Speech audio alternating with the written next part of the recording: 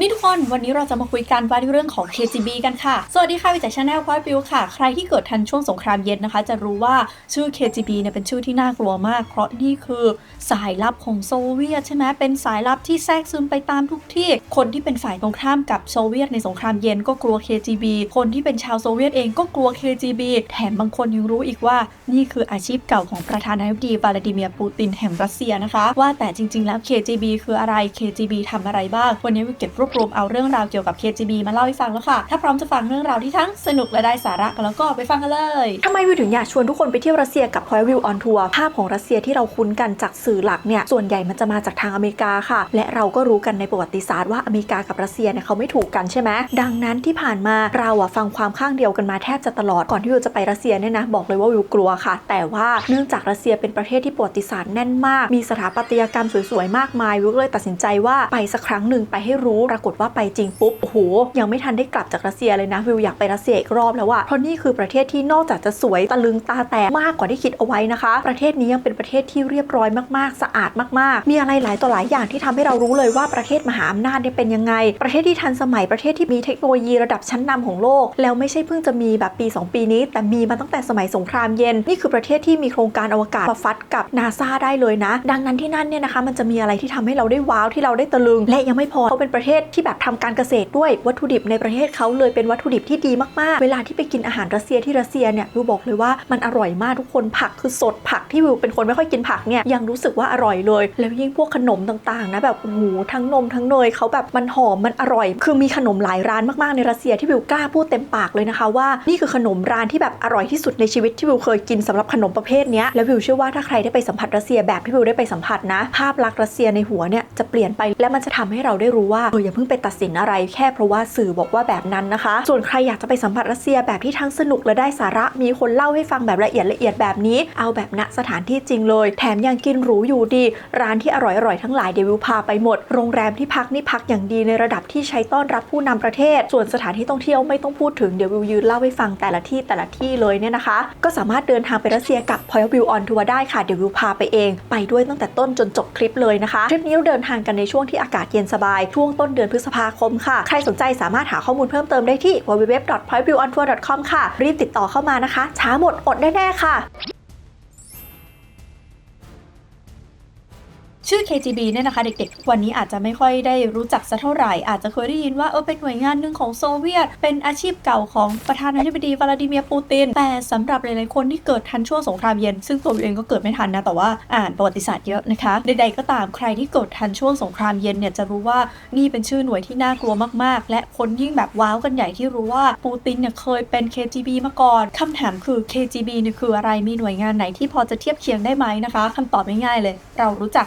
CIA ของสหรัฐอเมริกาใช่ไหมที่วิวเคยเล่าถึงไปแล้ว KGB เนี่ยบางคนเขาบอกว่าเป็นองค์กรที่อยู่ตรงข้ามกับ CIA ค่ะมีความแบบว่าเท่าเทียมกันระดับหนึ่งเลยซึ่งชื่อ KGB เนี่ยนะคะก็จะย่อมาจากชื่อภาษารัสเซียยาวๆแบบเนี้ยที่ขึ้นให้ดูวิวไม่สามารถอ่านออกเสียงได้จริงๆนะซึ่งคำนี้เนี่ยนะคะจะแปลเป็นภาษาไทยว่าคณะกรรมการความมั่นคงแห่งสหภาพโซเวียตค่ะใดๆก็ตามคลิปนี้วิวจะไม่แปลเป็นไทยแล้วก็จะไม่เรียกในภาษารัสเซียด้วยนะคะจะขออนุญาตเรียก KGB เพื่อความคุ้นหูและก็ความคล่องปากค่ะทีเนี้ยตัวหน่วยงาน KGB เนี่ยก็อย่างที่เรารู้กันนั่นแหละว่า KGB ก็คือหน่วยข่าวกรองคือหน่วยงานสายลับนะคะโดยงานของเขานี่นะคะก็จะมีจุดมุ่งหมายหลักๆอยู่ทั้งหมด4อย่างด้วยกันค่ะ1เลยคืองานด้านข่าวกรอง2งานด้านความมั่นคงทางการเมือง3รักษาความมั่นคงทางเศรษฐกิจและ4ดูแลความเป็นไปของดินแดนต่างๆในโซเวียตนะคะและเพื่อให้ได้เป็นไปตามจุดมุ่งหมายต่างๆเหล่านี้เนี่ยนะงานของ KGB ก็เลยครอบคลุมทั้งในเรื่องการสอดส่องดูแลคนนอกโซเวียตซึ่งเป็นศัตรูและคนในโซเวียตเองซึ่งอาจจะทำอะไรสักอย่างหนึ่งแล้วแบบว่าเป็นภัยต่อความเป็นโซเวียตของเขาใครที่แบบคิดทรยศโซเวียตขายข้อมูลให้กับชาติที่เป็นศัตรู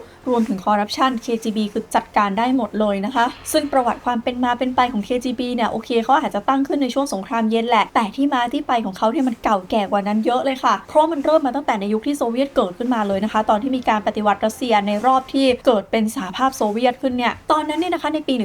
1917 สมัยของประธานาธิบดีวลาดิเมียร์เล นินเนี่ยเลนินตั้งหน่วยขึ้นมาหน่วยหนึ่งยังไม่ได้ชื่อว่าหน่วย KGB นะคะตอนนั้นใช้ชื่อว่าหน่วยเชกาหรืออีกชื่อหนึ่งก็คือเวเชกาค่ะที่เขาต้องตั้งหน่วยนี้ขึ้นมาเนี่ยก็เพราะว่าในช่วงที่เขาเพิ่งจะเปลี่ยนแปลงการปกครองเนี่ยนะคะสถานการณ์ทางการเมืองของโซเวียตเนี่ยมันยังไม่ได้มั่นคงสักเท่าไหร่มันมีคนที่ทั้งแบบว่าชอบโซเวียตไม่ชอบโซเวียตอยากจะกลับไปเป็นระบบเดิมอยากจะล้มล้างการปกครองอยากนู่นอยากนี่เต็มไปหมดรัฐบาลโบลเชวิกของเลนินเนี่ยก็เลยต้องตั้งหน่วยนี้ขึ้นมาเพื่อป้องกันจะได้ไม่มีใครมาปฏิวัติซ้อนมาล้มรัฐบาลหรือว่ามาก่อวินาศกรรมขึ้นนะคะเพราะถ้าใครดูคลิปก่อนๆของวิวอย่างพวกคลิปบทหยดเลือดพวกอะไรอย่างเงี้ยก็จะรู้เลยว่าจักรวรรดิรัสเซียก่อนที่จะข้ามเป็นโซเวียตในก่อวินาศกรรมกันเป็นว่าเล่นเดี๋ยววางระเบิดผู้นำก็คือปิ้วกันเป็นว่าเล่นเลยดังนั้นก็เลยต้องมีหน่วยเชกาขึ้นมานี่แหละซึ่งงานของหน่วยเชกานี่นะคะก็คือการสืบราชการลับลองไปดูว่ามีใครมีแผนจะล้มรัฐบาลหรือเปล่าจะได้ไปจัดการเขาก่อนที่เขาจะจัดการรัฐบาลนะตอนแรกเลนินเนี่ยก็ตั้งใจว่าให้หน่วยเชกาเป็นหน่วยชั่วคราวแหละเคลียร์ปัญหาตรงนี้แป๊บๆก็พอละแต่ว่าการเมืองมันไม่ได้นิ่งขนาดนั้นไงมันมีความวุ่นวายมากกว่าที่คิดหน่วยเชกาก็เลยต้องอยู่ต่อไปแล้วก็มีการรีครูทคนเพิ่มขึ้นเรื่อยๆมีคนเข้ามาเพิ่มแล้วก็ให้อำนาจเพิ่มด้วยก็คือเวลาที่สงสัยเนี่ยกว่าจะจับมาสอบ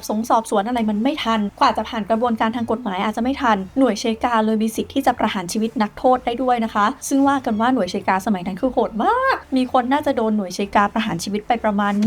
140,000 คนด้วยกันค่ะแต่ทีนี้หน่วยเชกาก็คือไม่ได้อยู่ตลอดไปนะเพราะว่าโซเวียตก็มีการปฏิรูปการปกครองมีอะไรในช่วงปี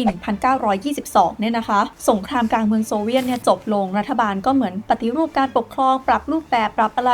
ดังนั้นตัวหน่วยเชกาเองเนี่ยก็โดนปฏิรูปเหมือนกันเปลี่ยนเป็นหน่วยนั่นเปลี่ยนเป็นหน่วยนี้เปลี่ยนชื่อไปเปลี่ยนชื่อมาเปลี่ยนตัวย่อยุบยับไปหมดขอไม่เล่าแล้วกันไม่งั้นปวดหัวนะก็เหมือนกับชื่อที่ขึ้นให้ดูบนจออยู่ตอนนี้นะคะสำหรับใครที่ปิดจอฟังอยู่นะคะแอบเปิดดูนิดนึงก็ได้นะว่าชื่อมันยุบยับจริงๆจะได้เห็นด้วยว่าชุดวิวรถขนาดไหนนะคะอุตส่าห์ลงทุนแต่งตัวขนาดนี้ท่ามกลางอุณหภูมิประเทศไทยนะคะต่อให้มันเป็นช่วงปลายปีที่อากาศเย็นแต่มันก็นิดนึงนะใดๆก็ตามเอาว่าเราวาร์ปมาในปี 1938 เนี่ยหน่วยเชกาก็แปลงร่างมาหลากหลายร่างจนกระทั่งมาหยุดอยู่ที่ชื่อ NKGB ค่ะซึ่งหน่วยงาน NKGB เนี่ยก็จะมีความเป็นสายลับมากขึ้นคนของหน่วย NKGB เองก็แทรกซึมไปอยู่ตามที่ต่างๆของโลกไม่ว่าจะเป็นที่อังกฤษที่สหรัฐอเมริกาก็จะมีคนของหน่วยงาน NKGB เนี่ยเป็น100 คนเลยคอยส่งข้อมูลส่งความลับส่งกันให้ว่อนเลยเรียกได้ว่ามีเอกสารกันเป็นหมื่นๆฉบับเลยนะคะตลอดระยะเวลาที่ NKGB ทำงานค่ะแต่หลังจากที่ NKGB อยู่มาสักระยะหนึ่งนะคะในปี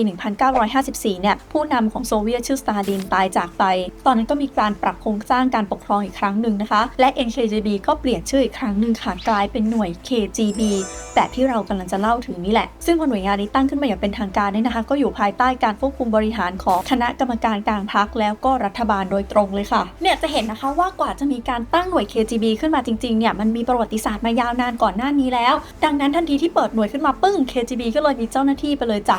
250,000 คนนะคะซึ่งในช่วงที่ตั้ง KGB เนี่ยบริบทของโลกก็คือโลกเข้าสู่สงครามเย็นนะดังนั้นบทบาทหลักๆของ KGB ก็จะเกี่ยวข้องกับสงครามเย็นนี่แหละค่ะที่เป็นช่วงเวลาที่โลกเสรีกับโลกคอมมิวนิสต์มันแบบมีการปะทะกันนะคะว่าความคิดของใครคือถูกกว่าและเราจะเห็นบรรยากาศจากช่วงนั้นว่าฝั่งโลกเสรีก็คือใครเป็นคอมมิวนิสต์ไม่ได้ผิดมากๆคุณต้องเป็นเสรีเท่านั้นใครที่เป็นคอมมิวนิสต์ต้องโดนจับไปสอบสวนต้องนู่นต้องนี่เช่นเดียวกันค่ะฝั่งคอมมิวนิสต์ก็เป็นเหมือนกันคุณต้องบูชาความเป็นคอมมิวนิสต์คุณต้องไม่เอาใจออกห่างต้องไม่ให้ร้ายความเป็นคอมมิวนิสต์ช่วงนี้ก็จะมีทั้งการสะสมอาวุธสะสมเทคโนโลยีแล้วก็สะสมข้อมูลของอีกฝ่ายให้ได้มากที่สุดใช่ไหมเนื่องจากมันไม่ได้มีการปะทะกันตรงๆมันก็จะต้องแบบว่ามีข้อมูลว่าเฮ้ยแกมีอาวุธเยอะแค่ไหนอะไรยังไงแล้วฉันต้องสะสมเพิ่มไหมคือมันก็เป็นบรรยากาศอย่างนี้ทั้งสองฝ่ายนะดังนั้นพอ KGB เกิดขึ้นมาก็มีหน้าที่เรื่องข้อมูลเรื่องการสืบข้อมูลนี่แหละดูซิว่าใครเป็นฝั่งตรงข้ามโซเวียตบ้างเป็นฝั่งตรงข้ามคอมมิวนิสต์บ้างนะคะก็จะดูตั้งแต่ว่าโลกเสรีมีอาวุธอะไรมีข้อมูลอะไรที่โซเวียตควรรู้หรือว่า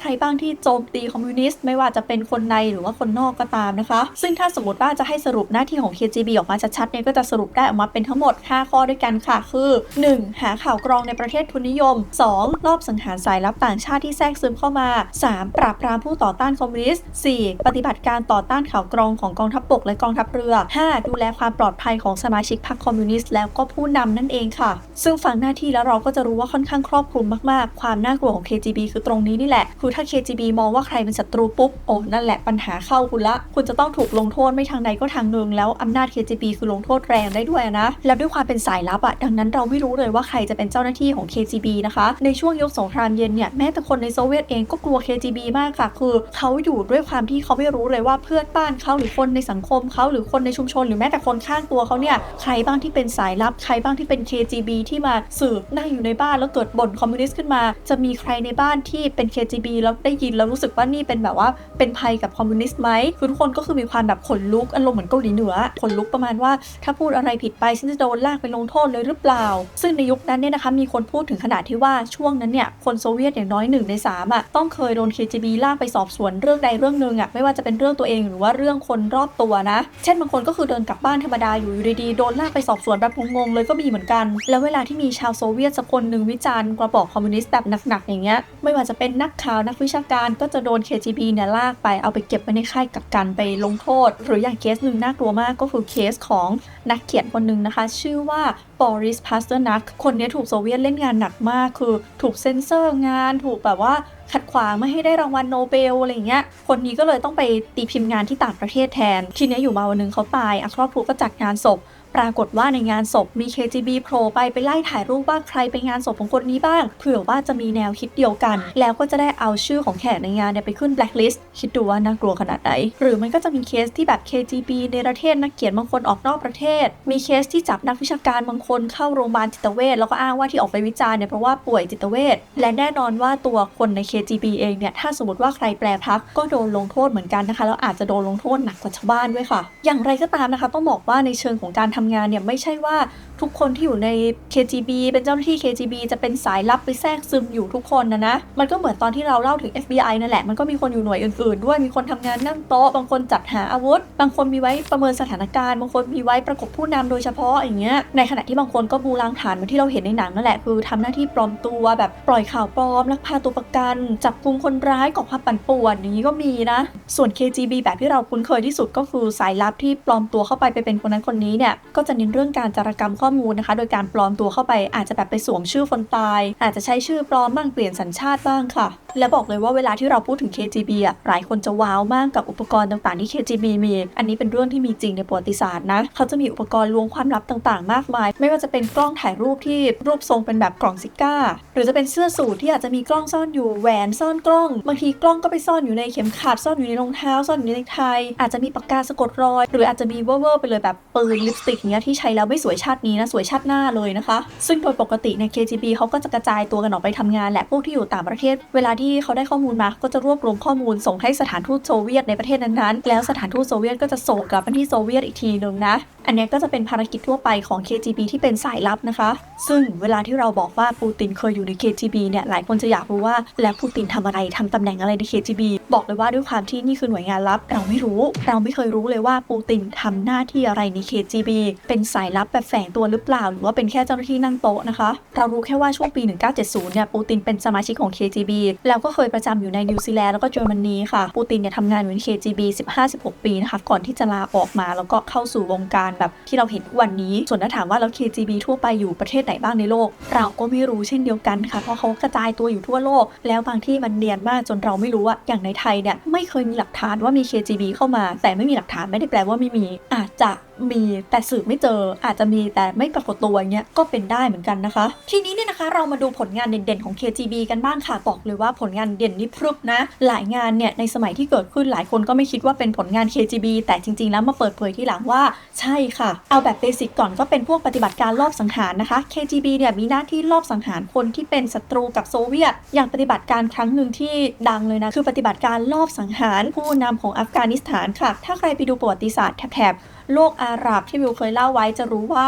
เป็นหนึ่งในสมรภูมิของสงครามเย็นเลยที่อเมริกากับโซเวียตเนี่ยพยายามบิวอำนาจของตัวเองบริเวณนั้นแล้วมันทำให้ปัญหานี้ยังทิ้งค้างมาจนถึงทุกวันนี้นะคะใดๆก็ตามค่ะก่อนหน้านี้มันมีผู้นำอัฟกานิสถานคนหนึ่งที่เป็นฝ่ายโซเวียตแต่ว่าพอเปลี่ยนผู้นำปุ๊บคนใหม่เนี่ยทาง KGB เชื่อว่าเฮ้ยคุณอาจจะแอบไปเข้ากับฝั่งอเมริกานะดังนั้นนะคะ KGB ก็เลยสอยคนนี้เลยตอนแรกก็ใช้วิธีวางยาในน้ำที่กินก่อนนะแต่ว่าน้ำที่กินเนี่ยดันเป็นน้ำอัดล มยามันเลยเจือจางก็ไม่เป็นอะไรตอนแรกก็คือตั้งใจจะเนียนๆปรากฏว่าเนียนเราไม่สำเร็จก็เลยกระเริกเลยจ้าทีนี้ใช้คนประมาณ50คนบุกเข้าไปเลยจากนั้นก็สอยคนในนั้นร่วงไป200คนรวมถึงตัวผู้นำที่เป็นทาร์เก็ตด้วยนะคะที่ต้องเล่นใหญ่ขนาดนี้เพราะว่าเขาไม่ได้ตั้งใจจะสอยอย่างเดียวแต่เขาตั้งใจจะยึดอัฟกานิสถานทั้งหมดไว้เลยค่ะหรืออีกปฏิบัติการหนึ่งที่เราเคยเล่าถึงไปด้วยนะคะก็คือเรื่องของผู้นำยูโกสลาเวียอย่างติโตค่ะที่ติโตเนี่ยก็โดน KGB เก็บเหมือนกันเพราะคิดว่าติโตน่าจะแบบเอาใจออกห่างโซเวียตแล้วติโตนี่คือโดนพยายามจะสอยหลายรอบมากนะไม่ว่าจะใช้ระเบิดไม่ว่าจะลอบยิงบางคนบอกว่าใช้วิธีถึงขนาดที่ว่าปล่อยเชื้อกาฬโรคเข้าไปในงานที่ติโตจะต้องไปร่วมคือรอดมาได้นี่คือแบบโอ้โหรอดมาได้ยังไงส่วนอีกกลุ่มนึงเนี่ยนะคะที่หลายคนจะนึกไม่ถึงว่านี่ก็งานของ KGB นะก็คื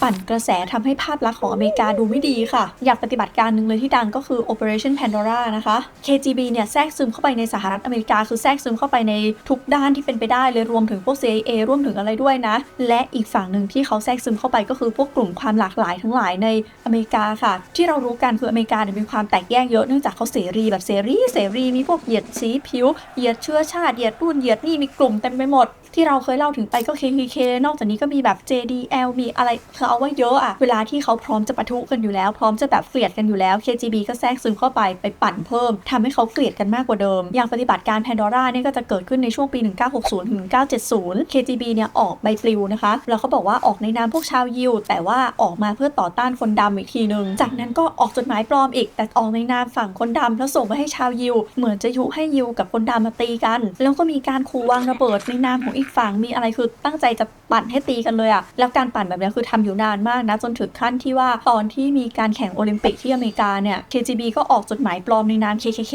นะคะ KKK กลุ่มเหยียดในอเมริกาเนี่ยทำให้ภาพลักษณ์อเมริกาเสียเหมือนกันหรืออีกปฏิบัติการหนึ่งนะคะก็คือปฏิบัติการเดนเวอร์ค่ะเป็นปฏิบัติการที่เขาร่วมมือกับบังการีแล้วก็เยอรมันตะวันออกนะคะซึ่งเป็นคอมมิวนิสต์เหมือนกันทำลายภาพลักษณ์ของอเมริกาด้วยการปล่อยข่าวว่าอเมริกานี่แหละคือคนปล่อยเชื้อ HIV เพราะว่าอเมริกาต้องการจะทำลายมนุษยชาติต้องการอะไรแล้วก็ปั่นจริงจังแบบไปจ้างสถานีวิทยุจ้างคนมาสัมภาษณ์คือแบบทำเป็นแคมเปญการตลาดเลยเนี่ยจะเห็นว่า KGB คือมีความสามารถมากนะสามารถทำนู่นทำนี่ได้ดังนั้นมันก็เลยมีปัญหาขึ้นมาค่ะเพราะว่าพอ KGB อยู่ไปอำนาจเริ่มมากขึ้นเรื่อยๆกลายเป็นว่ามีช่วงหนึ่งอำนาจของ KGB เหมือนจะมีอำนาจเหนือกว่ารัฐบาลของโซเวียตเองอย่างในปี 1985 เนี่ยนะคะมันก็มีข่าวออกมาค่ะว่า KGB เนี่ยได้งบประมาณอยู่ที่ 6,000 ถึง 12,000 ล้านดอลลาร์สหรัฐในขณะที่รัฐบาลโซเวียตเนี่ยได้งบประมาณไปแค่ 3,200 ล้านดอลลาร์สหรัฐเองคือหน่วยงาน KGB หน่วยงานเดียวได้งบเยอะกว่ารัฐบาลทั้งรัฐบาลมากกว่าครึ่งต่อครึ่งอีกแล้ว KGB เนี่ยก็ยังมีระบบศาลมีระบบอาวุธของตัวเองมีกองกำลังของตัวเองการดำเนินการอะไรก็เป็นระบบปิดห้ามใครไปก้าวก่าย KGB จะจับใครจะทำอะไรคนอื่นห้ามยุ่งและแน่นอนว่าต่อให้จับแพะมาหน่วยงานอื่นก็ยุ่งไม่ได้ KGB จะจัดการไงก็เรื่องของเขาซึ่งอันนี้เป็นการวิเคราะห์เนาะคือจริงๆแล้วกฎไกมันคงมีอยู่แหละที่เขาไปยุ่งกับ KGB ได้แต่ไม่มีใครอยากยุ่งไงเพราะว่าถ้าเขาไปยุ่งเดี๋ยวโดนยัดข้อหากลับอีกว่าคุณ question การทำงาน KGB คุณเป็นฝั่งอเมริกาหรือเปล่าคนก็กลัวก็เลยไม่กล้ายุ่งกับ KGB นะคะสุดท้ายเจ้าหน้าที่ระดับสูงของ KGB ทั้งหลายก็มีอำนาจมากขึ้นถึงขั้นเข้าไปทำงานในรัฐสภาในอะไรพอเข้าไปปุ๊บมันก็มีผลประโยชน์คนในรัฐสภาเดิมก็อยากมีอำนาจแล้วจะหัวกับใครที่มีอำนาจแล้วก็เจ้าหน้าที่ KGB นั่นแหละก็หัวกันคอร์รัปชันกันพัวพันกันไปหมดคือความ KGB ตอนนั้นมันปะปนกันในหลายอย่างมากคือคนภายนอกก็กลัวแต่ถามว่าอยากเข้าไปเป็น KGB ไหมก็อยากเพราะว่าภาพลักษณ์ในฝั่งโซเวียตเนี่ยเขาก็มองว่า KGB คือพวกหัวกะทิคือพวกฉลาดสมาร์ทสุขุมแล้วก็เป็นพวกตั้งใจทำเพื่อชาติด้วยอยากเข้าไปเป็น KGB จังเลยแต่ถ้าไม่ได้เป็น KGB ฉันก็กลัว KGB เหมือนกันนะนี่แหละภาพของ KGB ในยุคนั้นที่นานวันเข้าฝั่งรัฐบาลก็คือเข้าไปตรวจสอบไม่ได้อะไรไม่ได้นะคะใดๆก็ตามสุดท้ายจุดจบของ KGB มันก็มาถึงค่ะเพราะว่าในสมัยของมิคาเอล กอร์บาชอฟเนี่ยตอนนั้นเศรษฐกิจโซเวียตคือไม่ได้ดีเหมือนเดิมละกอร์บาชอฟจำเป็นจะต้องลดขนาดองค์กรต่างๆในประเทศลงนะคะและแน่นอน KGB ที่กินงบไปเยอะขนาดนี้ก็ต้องโดนด้วยก็เลยทำให้เจ้าหน้าที่ KGB หลายคนตกงานต้องออกมาทำงานเอกชนแล้วก็บอชอฟเปลี่ยนนโยบายทางการทูตหลายต่อหลายอย่างคือจากเดิมที่โซเวียตพร้อมแบบว่าเฮ้ยฉันพร้อมไฟท์กับทุกคนนะตอนนั้นนะโซเวียตคือเป็นมิตรมากขึ้นมีนโยบายทางการทูตกับประเทศที่ไม่ใช่คอมมิวนิสต์ด้วยกันลดการไปก้าวก่ายประเทศชาวบ้านที่เขาไม่ใช่คอมมิวนิสต์แล้วก็พยายามจะฟื้นฟูเศรษฐกิจกลับมาค่ะแถมพอฝั่ง KGB ตกต่ำฝั่งโซเวียตตกต่ำมันก็มี KGB บางคนเนี่ยเอาความลับของ KGB ไปขายให้กับฝั่งตะวันตกแล้วมันก็เลยมีข้อมูลลับของ KGB หลุดออกมาเต็มไปหมดเลยสิ่งที่ KGB เคยทำไว้มันก็เลยเปิดโปงต่อสายตาของมนุษยชาติปัญหาที่ซุกอยู่ใต้พรมมันก็เริ่มออกมาพอมันผสมปนเปกันทุกอย่างไม่ว่าจะเป็นภาครัฐมอง KGB ไม่เหมือนเดิมตัว KGB เองบางคนจากไปบางคนที่ยังอยู่ก็แบบทำไม KGB มันไม่ยิ่งใหญ่เหมือนเดิมฉันอยากได้ KGB ที่ยิ่งใหญ่เหมือนเดิมทำอะไรไม่ถูกก็เลยมีความพยายามจากรัฐประหารประมาณว่างั้นฉันยึดกลับมาให้แบบโซเวียตเป็นโซเวียตเหมือนเดิมเลยแล้วกันแต่ตอนนั้นเนี่ย KGB ทำไม่สำเร็จนะคะดังนั้นฝั่งรัฐบาลก็เลยบอกว่าตัดกำลัง KGB ทิ้งเลยป้องกันไม่ให้ KGB เนี่ยพยายามจะก่อกบฏอีกรอบและแล้วในที่สุดค่ะในปี 1991 ตอนที่สหภาพโซเวียตล่มสลายไปเนี่ย KGB ก็เป็นหน่วยที่ล่มสลายตามสหภาพโซเวียตไปด้วยนะคะถือว่าเป็นการปิดฉากเป็นการอวสาน KGB เลยแต่ก็ไม่ได้แปลว่ารากฐาน KGB เนี่ยจะจากไป 100% นะก็เหมือนกับหน่วยงานเก่าๆที่เราพูดถึงเป็นนั่นแหละที่เขาเปลี่ยนชื่อมาปรับหน่วยบ้างปรับอะไรบ้างจนกลายเป็น KGB หลังจากที่ KGB สลายหายไปเนี่ยก็มีหน่วยงานที่คล้ายๆ KGB ยังอยู่ในรัสเซียทุกวันนี้นะคะแล้วก็มีหลายหน่วยด้วยแต่หน่วยที่เด่นที่สุดก็คือหน่วย FSB หรือว่า Federal Security Service นั่นเองค่ะชื่อหน่วยเนี้ยมันแปลว่าหน่วยความมั่นคงกลางและหลายๆคนที่นั่งทำงานใน FSB เนี่ยก็เคยทำงานที่ KGB มาก่อนอย่างตัวปูตินเองเนี่ยเคยเป็น KGB ใช่ปะก็เคยมานั่งเป็นผู้อำนวยการของ FSB ก่อนที่จะขึ้นเป็นประธานาธิบดีนะคะและถึงแม้ว่าชื่อของ FSB อาจจะไม่ดังอาจจะไม่ขลังเท่า KGB แต่ในช่วง10 ปีที่ผ่านมานี้ FSB ก็แข็งแกร่งขึ้นพอสมควรมันก็มีคนวิเคราะห์กันเหมือนกันว่าหรือว่าปูตินจะคิดถึง KGB สมัยก่อนอยากให้มันกลับมาหรือเปล่าอันนี้เราก็ต้องรอดูกันต่อไปค่ะและทั้งหมดนี้นะคะก็คือเรื่องราวเกี่ยวกับ KGB ที่วิวเก็บมาเล่าให้ทุกคนฟังค่ะก็หวังว่าทุกคนจะชอบกันนะคะถ้าใครชื่นชอบคลิปนี้อย่าลืมกดไลค์กำลังใจให้วิวแล้วก็กดแชร์เพื่อชวนเพื่อนๆมาดูด้วยกันค่ะแล้วพบกันใหม่โอกาสหน้านะคะทุกคนบ๊ายบายสวัสดีค่ะบอกเลยว่าเรื่องราวของรัสเซียเนี่ยมันเป็นอีกโลกนึงเลยนะเป็นอีกโลกที่เราไม่ค่อยรู้จักเพราะว่าตอนช่วงสงครามเย็นเราอยู่กับฝ่ายเสรีนิยมดังนั้นเรารับภาพของรัสเซียรับภาพของโซเวียตเนี่ยผ่านสายตาของเสรีนิยมมาตลอดเลยแต่ถ้าย้อนไปก่อนที่จะมีสหภาพโซเวียตก่อนที่จะมีอะไรตอนที่เป็นจักรวรรดิรัสเซียเนี่ยจริงๆรัสเซียค่อนข้างสนิทกับไทยเนอะแล้วก็มีหลายต่อหลายอย่างน่าสนใจมากๆซึ่งยูคิดว่าถ้ามีโอกาสนะในชีวิตเนี้ยไปเห็นด้วยตาตัวเองแล้วจะรู้เลยว่ารัสเซียมันยิ่งใหญ่จริงไม่ว่าจะเป็นในยุคที่เป็นจักรวรรดิรัสเซียยุคที่เป็นสหภาพโซเวียตหรือแม้แต่ยุคปัจจุบันที่เราอาจจะไม่ค่อยเห็นภาพรัสเซียอะไรมากไปกว่าคุณปูตินเดินไปเดินมานะคะบอกเลยว่ารัสเซียเป็นอีกหนึ่งประเทศที่เที่ยวสนุกมากๆและถ้าใครอยากไปรัสเซียอย่าลืมไปกับ Point View on Tour ค่ะรับรองว่าทั้งสนุกและได้สาระเดี๋ยววิวไปเล่าเรื่องให้ฟังเองถึงที่รัสเซียเลยนะคะและแน่นอนนะคะว่าวิวไปด้วยเนี่ยกินหรูอยู่สบายตามสไตล์ curated tour แน่ๆเพราะว่าวิวอยู่ได้ทุกคนก็อยู่ได้ค่ะวิวไม่ทนเหมือนกันนะคะทุกคนวันนี้ลาไปก่อนแล้วกันค่ะบ๊ายบายสวัสดีค่ะ